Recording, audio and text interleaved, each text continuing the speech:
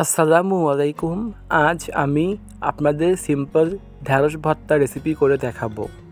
খুব অল্প সময়ে আর কোনো রকম ঝামেলা ছাড়াই ঝটপট তৈরি করে নিতে পারবেন এই ঢ্যাঁড়স ভর্তা। গরম ভাতের সাথে এই ঢ্যাঁড়স ভর্তা খেতে যে এত মজার তা আপনারা না বানালে বুঝতে পারবেন না। চলুন দেরি না করে আমরা ভর্তা রেসিপিটা শুরু করি।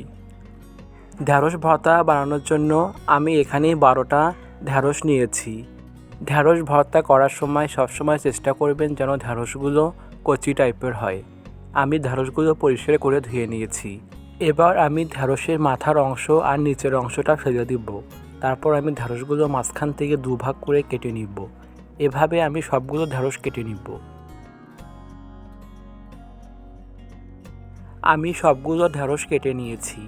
আর আমি এখানে নিয়েছি মাঝারি সাইজের 2টা পেঁয়াজ কুচি, মাঝারি সাইজের একটা রসুনের কোয়া আমি ভালোভাবে ছাড়িয়ে নিয়েছি। আর আমি নিয়েছি 2টা কাঁচামরিচ আর 2টা পাকা মরিচ। এবার আমি ঢ্যাঁড়স ভর্তা করার জন্য প্রথমে ঢ্যাঁড়সগুলো সিদ্ধ করে নিব। তার জন্য আমি চুলায় একটা কড়াই বসিয়ে দিয়ে কড়াইয়ে সামান্য একটু পানি দিয়ে দিলাম। তারপর আমি ঢ্যাঁড়সগুলো দিয়ে দিব। এবার আমি ঢ্যাঁড়সগুলো সিদ্ধ হওয়ার জন্য ঢাকনা দিয়ে ঢেকে দিব। এ পর্যায়ে চুলার আঁচটা একদম লো আঁচে রাখতে হবে, তাহলে অনেক সুন্দরভাবে ঢ্যাঁড়সগুলো সিদ্ধ হয়ে যাবে।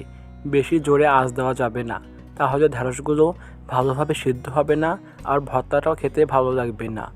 ঢাকনা দিয়ে ঢেকে 7 থেকে 8 মিনিটের মতো রেখে আমি ঢ্যাঁড়সগুলো ভালোভাবে সিদ্ধ করে নিয়েছি।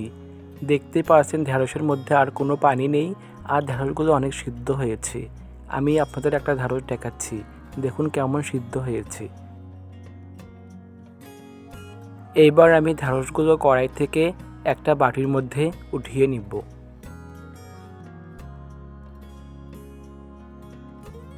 এইবার ওই কড়াইটি পরিষ্কার করে নিয়ে কড়াইয়ে সামান্য একটু তেল দিয়ে দিব। তারপর মরিচ আর রসুনের কোয়াগুলো দিয়ে দিব।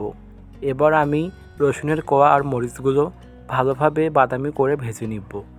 বাদামি করে ভেজে নিয়ে আমি মরিচ আর রসুনগুলো কড়াই থেকে উঠিয়ে নিব।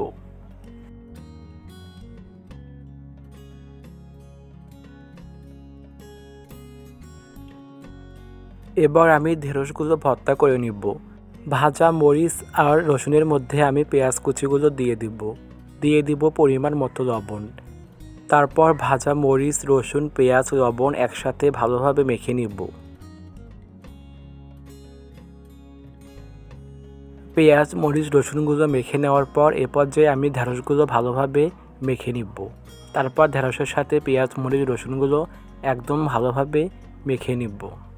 এবার পরিমাণ মতো সরিষার তেল দিয়ে ভর্তাগুলোর সাথে আবারও ভালোভাবে মেখে নিব।